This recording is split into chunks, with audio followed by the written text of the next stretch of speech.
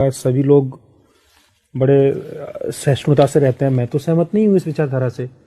आए दिन दंगे होते हैं, थोड़े छोटे छोटे सामाजिक तनाव के ऊपर लोग उत्तेजित हो जाते हैं। और सर ने भी एक सवाल इससे मिलता जुलता पूछा था कि दो अलग अलग समुदाय के लोग जुलूस निकालना चाहते हैं, एक ही समय पर निकालना चाहते हैं। आपने कहा कि हम उन्हें अलग टाइम दे देंगे, लेकिन ये लड़ाई तो उसी बात की है, साथ साथ निकालेंगे। तो कैसे आप उसको हैंडल करेंगे, ये बताइए। मैं आया हूं, मेरे साथ एक और लोग आए हैं और मेरा टाइम तो वही है, मैं तो नहीं बदलने वाला। बताइए। और आप उनको कहेंगे कि नहीं सब लोग प्यार से रहिए, तो कहने वाली बात है। मैं तो नहीं मानता कि लोग प्यार से रहते हैं। तो कैसे हैंडल करेंगे आप इस सिचुएशन? सर, अगर वहाँ की मैं डिस्ट्रिक्ट मैनेजर हूँ तो मेरे पास अथॉरिटी है कि मैं उन दोनों को मना भी कर सकती हूँ जुलूस निकालने के लिए। तो यहाँ पे मैं उन्हें पहले एक प्रपोजल दूंगी कि आप लोग इस टाइम पे निकाल लीजिए जिससे लॉ एंड ऑर्डर मेंटेन रहे। बट अगर वो नहीं एग्री करते हैं तो मैं उन्हें मना भी कर सकती हूँ कि आप दोनों को ही फिर परमिशन नहीं दी जाएगी जुलूस निकालने की। जब आप दोनों लोगों को मना करेंगी तो उसमें से एक जो उसका आयोजक है वो वहां के जो विधायक है उनका भाई है, वो उस कमेटी का चेयरमैन है और वो बहुत प्रभावशाली है। 70 वर्ष से उसकी सीधी पहुंच है और वो आपके पास भी बैठता है। उस दिन वो भीड़ उसके साथ है तो वो भीड़ को देख के और ज्यादा उत्तेजित हो गया है और वो आपसे उसका जो एक नजरी लगाव है, जो आपके पास उठता बैठता है। जो डीएम आपके पास कई बार सिफारिशें लेके आया है, आपने उसकी एक दो सिफारिशें छोटी मोटी मानी भी है। उस दिन वो आपसे ये सिफारिश मनवाना चाह रहा है। विधायक का भाई है, मुख्यमंत्री जी अभी कुछ दिन पहले उसके यहाँ आके गए हैं। बताइए अब आप कैसे मना करेंगे? सर, अगर उससे मेरा कोई कांटेक्ट है या मैं उसको जानती हूँ तो भी एज अ डीएम मुझे सोशल परिप्रेक्ष्य में काम करना होगा। मैं किसी पर्सनल के लिए काम नहीं कर सकती हूँ।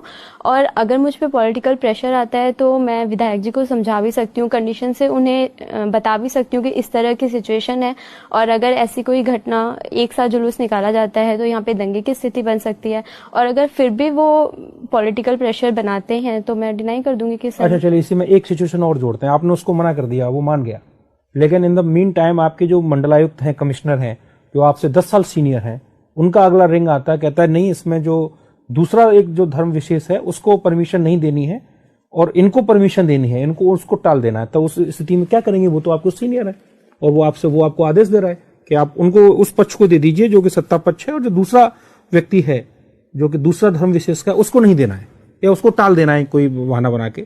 उस स्थिति में आप क्या करेंगे? और वो आपके सीनियर है, इमीडिएट सीनियर है, आपके कमिश्नरी में ही बैठते हैं जहां पे आप, वो आपकी रोज मीटिंग लेते हैं। सर, पहले मैं उन्हें कंडीशन से अवेयर कराऊंगी और इसके क्या नहीं, वो तो अवेयर है, आप उन्हें क्या, वो तो आपके सीनियर भी हैं। तो सर मैं उनसे अपील करूंगी कि वो मुझे रिटर्न में लिख के दें और इसके जो भी कॉन्सिक्वेंसेज होंगे उसकी रिस्पॉन्सिबल फिर मैं नहीं होंगी। मैं उन्हें ऐसा स्पष्ट कर दूंगी। ओके, मतलब आप उन्हें बोल देंगे कि वो लिखित में दें, वो तो नाराज हो जाएंगे, आपकी करेक्टर रोल भी वही लिखेंगे। नहीं, आप सोच लीजिए, आप मुझे आराम से तसल्ली से जवाब दीजिए। मैं ये कह रहा हूं कि आपकी जो करेक्टर रोल है जिसके आधार पे आपका अपना प्रमोशन डिपेंड करता है, वो उसको खराब कर देंगे। वो लिख देंगे कि she is very poor officer and he will grade you between 1 to 4 marks which are very poor for your promotion purposes.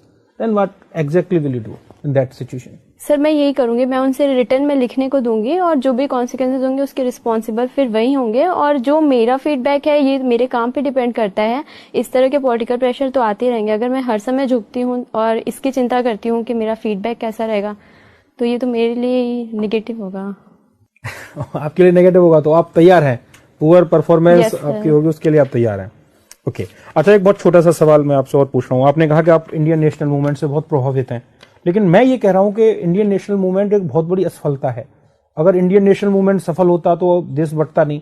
अगर इंडियन नेशनल मूवमेंट को सक्सेसफुली लीड किया जाता तो सांप्रदायिकता इतनी बड़ी समस्या नहीं होती। अगर इंडियन नेशनल मूवमेंट को और ज्यादा कलेक्टिवली कॉलेजियल वे में और अच्छी तरीके से अगर उसको लीड किया जाता तो इतने ज्यादा भेदभाव और सामाजिक तनाव नहीं होते। तो इसका मतलब इंडियन नेशनल मूवमेंट तो एक असफल फिनोमिना है। मैं उसको कहूंगा इट्स ए अनसक्सेसफुल फिनोमिना। आप कैसे मुझे मुतमईन करेंगे कि वो सफल है या असफल, बताइए? सर, इंडियन नेशनल मूवमेंट में यकीनन कुछ कमियां रही हैं। सांप्रदायिक क्या कमियां, वो बताइए क्या कमियां हैं? सर, सांप्रदायिक चिन्हों का प्रयोग किया गया, कई बार धर्म के आधार पर तुष्टीकरण की कोशिश की गई जिसका ही परिणाम रहा कि हमें देश विभाजन देखना पड़ा। लेकिन सिर्फ इस आधार पर हम इंडियन नेशनल मूवमेंट को कम करके नहीं आंक सकते हैं। इसके बहुत ही अच्छे परिणाम रहे हैं। पहला, देश को आजादी मिली है। दूसरा, जिन मूल्यों के आधार पर मिली है हमारे देश को, ऐसा एग्जाम्पल पूरे वर्ल्ड में कहीं पे भी नहीं है कि एक हमने डेमोक्रेटिक कंट्री बनाई है, एक हमारा कॉन्स्टिट्यूशन है। मैं आपको थोड़ा, आपने कहा धार्मिक चिन्हों का प्रयोग हुआ, तो धार्मिक चिन्हों का प्रयोग तो उन्हीं ने किया जिनको हम सबसे ज्यादा रेफरेंस देते हैं, सम्मान देते हैं। महात्मा गांधी से ज्यादा धार्मिक प्रतीकों का का प्रयोग तो किसी ने नहीं किया।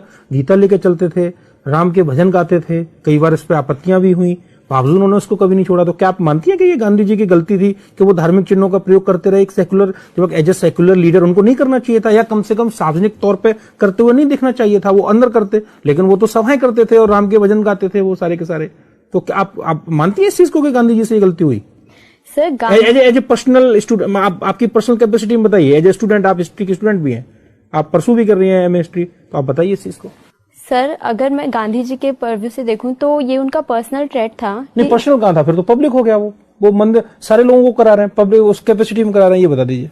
सर उनका इस सही गलत देखने के लिए उनका उद्देश्य देखना होगा। गांधी जी का उद्देश्य मैक्सिमम लोगों को अपनी तरफ करना था, किसी धर्म का साथ नहीं देना था। लेकिन कई बार ऐसा हुआ कि इस कारण से कुछ लोगों ने इसको जातिगत धार्मिक रूप दे दिया। पर गांधी जी हमेशा चाहते थे कि इस आधार पे ज्यादा से ज्यादा लोगों को आपस में एकीकृत किया जा सके।